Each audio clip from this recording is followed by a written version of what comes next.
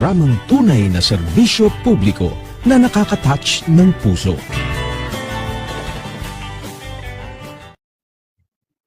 Patuloy kayo nakasubaybay sa ating programang Health and Travel at Serbisyo Publiko kasama ang inyong agarang serbisyo lady, Dr. Hilda Og, dito sa DWBL 1242 kHz, ang radyo ng serbisyo publiko. At tayo din po ay naka-live din po sa Facebook at sa YouTube channel po.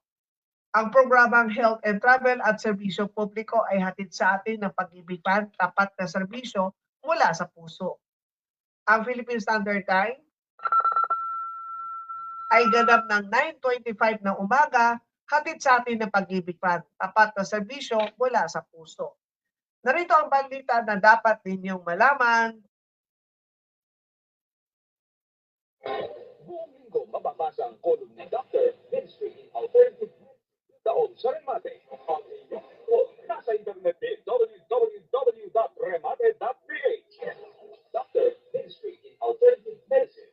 Daon, hindi lang pang radyo, pang dyaryo. Remate, ang dyaryo ng masa. Remate online, www.remate.ph. Ang number one pahikan ng Global Pinoy. 85 pesos wedge hike sa NCR, tinututulan ng mga negosyante. Dole iginiit na kailangan ito ng mga manggagawa. Nagpahayag ng pagtutol ang ilang grupo ng mga employer sa ipinatutupad na 85 pesos arawan aumento sa minimum wage para sa mga manggagawa sa Metro Manila.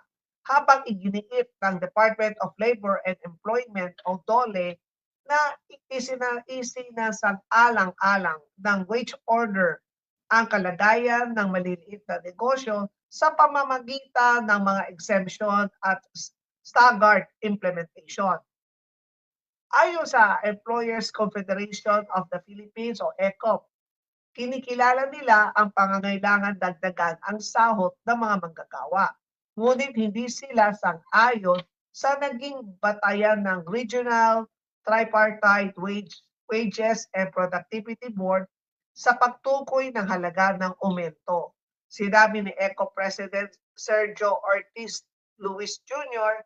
na hindi umano angkop ang karaniwan formula sa kasalukuyang sitwasyon dahil naapektuhan ang ekonomiya ng mataas na inflation, pagtaas ng presyo ng langis at mga pangdaigdigang katulad ng kaguluhan sa Middle East. Ayon sa kanya, mas makakabuti sana kung ang 60 na aumento na kanilang iminumungkahin ang naaprubahan at ipatupad din sa dalawang yugto. Nagbabala din ang ECOP na maraming maliliit at micro enterprises ang mahihirapan dahil ito po ay pasanin ang dagdag na gastos sa sahod. Anila malaking bahagi ng labor force sa bansa ay nasa informal sector, habang karamihan sa mga formal workers ay nagtatrabaho sa maliliit na negosyo na limitado ang kakayahan magtaas ng pasahod. Ayon pa sa grupo, posibleng mapilitan ang ilang kumpanya na ipasa sa mga mamimili ang dagdag na gastusin sa pamamagitan ng pagtaas ng presyo ng kanilang mga produkto at serbisyo. Bagay na maaari rin makaapekto sa inflation at competitiveness ng mga negosyo. Nagpahayag din ang magpanggamba ang Federation of Philippine Industry o FPI. Ayon sa grupo, nagsisimula pa lamang makabangon ang sektor ng manufacturing mula sa mga naging hamon sa ekonomiya, ngunit muling ito haharap sa dagdag na pressure pusog ng wage increase. Kasabay ng patuloy na pataas na gastos sa kuryente, transportasyon at logistics, nililaw ni DOLE Acting Secretary Francis Tolentino na may mga probisyon nagbibigay ng exemption sa ilang negosyo. Kabilang dito ang mga kumpanya may 15 empleyado, ang mga empleyado na may 15 na empleyado pababa at rehistradong barangay micro business enterprises ito ay BMBE na may cap 3 million pababa na maaring mag-apply ng exemption alinsunod sa umiiral ng mga panuntunan. Ipinaliwanag din ni Acting Secretary Tolentino na hindi ipinatutupad ng sabay ang buong aumento upang mabigyan ng sapat na panahon ang mga employer na makapaghanda. Ang unang 60 pesos ay magiging epektibo sa July 19, 2026, habang ang natirang 25 ay patutupad lamang sa January 20, 2027. Iginiit ng kalihim na dumaan sa masusing pag-aaral ang desisyon ng Wage Board at isinama sa kanilang pagsusuri ang epekto ng mataas na presyo ng mga bilihin, pangdaigdigang kaguluhan at patuloy na paghina ng purchasing power ng mga manggagawa. Aniya, pangunahing layunin ng wage hike na makatulong sa mga minimum wage earners na makasabay sa tumataas na gastusin sa araw-araw. Binigyan din ni Acting Secretary Tolentino na matagal nang sinimulan ang proseso ng pagtalakay sa wage order at pinabulaanan ang mga aligasyon inanunsyo ito kasabay ng mga naganap na kilos protesta para makaroon ng political impact. Sinabi naman ng Ibon Foundation na nananatiling kulang ang 85 pesos na dagdag sahod upang maabot ang tunay na pangangailangan ng mga manggagawa. Anila, nananatiling malayo ang minimum wage sa tinatayang living wage at hindi dapat ipasa sa mga consumer ang dagdag na gastos nila. Batay sa pagsusuri ng grupo, maliit lamang umano ang magiging epekto nito sa kabuang kita ng maraming negosyo. Sa kabila ng kanilang pagtutol, tiniyak ng ECOP na susundin pa rin ng kanilang mga miyembro ang wage order kapag ganap na itong ipinatutupad bilang paggalang sa umiral na batas at desisyon ng pamahalaan. Ang usapin ngayon ay kung paano mababalanse ang kapakanan ng mga manggagawa at ang kakayahan ng mga negosyo na manatiling matatag sa gitna ng patuloy na hamon sa ekonomiya. Tinatayang nasa 1.2 million nagawa sa National Capital Region kinabang sa karagdagan aumento sa sahod na aakyat na mula 695 pesos patungong 755 pesos para sa non-agricultural at mula 658 patungong 718 para sa mga nasa agriculture, retail o service establishment simula July 19, 2026. Habang simula January 20, 2027 ay magiging 780 sa non-agriculture at 743 sa agriculture at iba pang sektor at sa ibang sakop ng ibang sektor. Kaya nga nung 'di ba nung nakaraang episode natin, nabanggit ko talaga, syempre masaya ang mga manggagawa dito sa NCR. Pero maraming din mga manggagawa outside NCR nagre-react din. Bakit NCR lang? Bakit sila lang ba naapektuhan ng sa mga itong pagtaas ng mga presyo sa bilihin, gasolina, kuryente. So ang daming tumaas. Ang daming reaction sa mga manggagawa outside NCR. Hindi lang yung Tapos yung mga nasa NCR naman, yung mga hindi sila arawan, pero sila yung mga monthly ang nasahod nila. So kung ang monthly o sa mga medyo mas supervisor position, kumbaga mas mataas ang posisyon, sabihin nila, bakit yung mga bakit sila lang? Kapag tinaas daw ng 85 pesos, tapos kung how much kung i-compute yung salary nila sa loob ng isang buwan, plus yung 85 na dagdag, kung sabihin natin na buo hanggang January, yung 85 pagka tinotal, halos konti na lang ang diferensya sa kanila, sila sa mga nasa supervisory position o sa mga executive position, sabi niya, bakit sa mga daily dapat kung taas, lahat taas. So kahit na monthly, kahit sila tumatanggap ng monthly, siyempre yung management, gano'n din at kung magkano ang monthly salary nila. So ang gagawin nila, yung 60, sabihin natin kung 60 times 20, idagdag do'n sa sweldo nila ng mga manggagawa.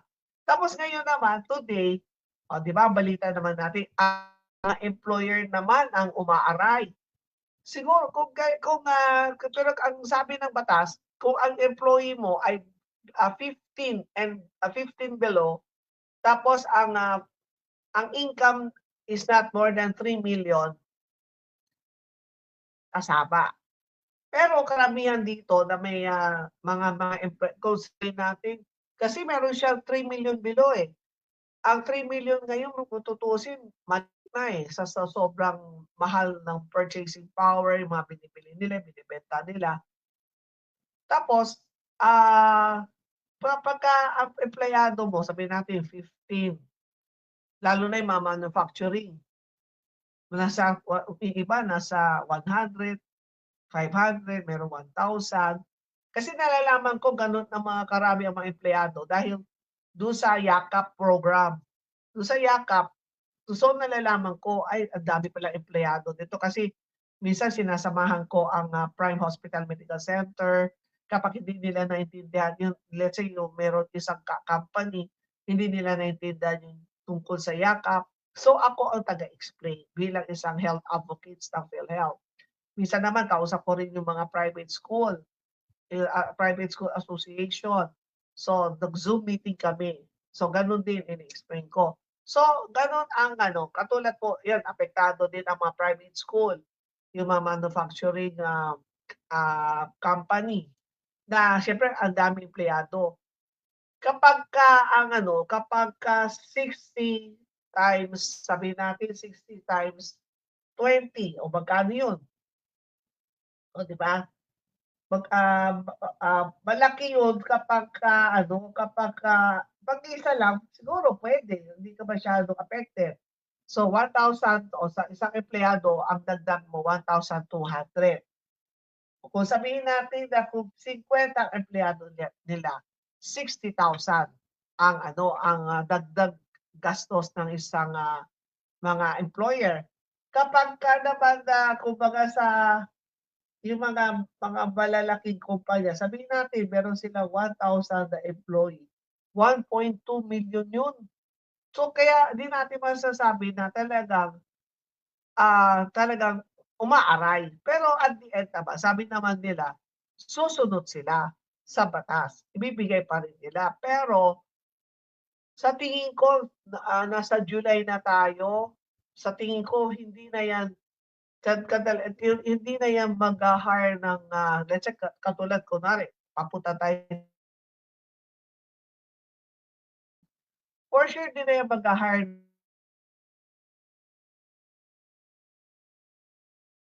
Yun na lang ang mga empleyado nila, hindi na yung magdadagdag. O kaya naman kung talaga hindi nila kakayanin, ang tendency magba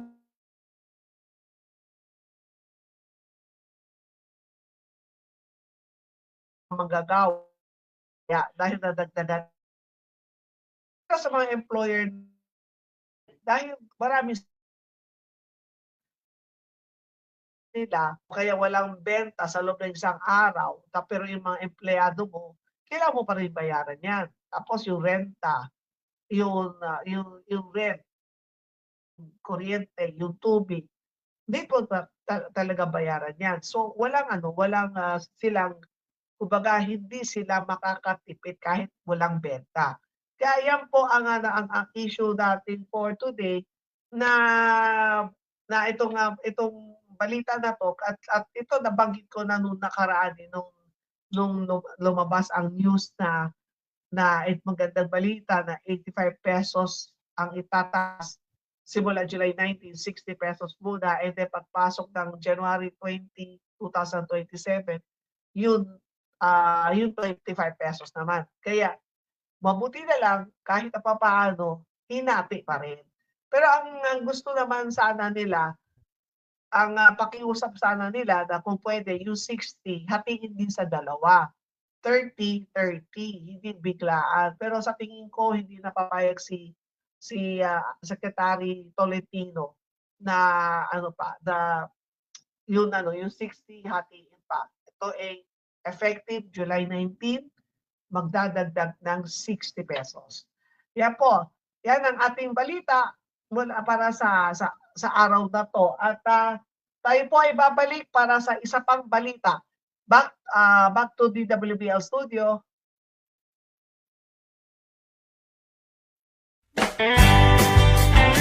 Health and Travel at Serbisyo Publiko. Serbisyo Publiko.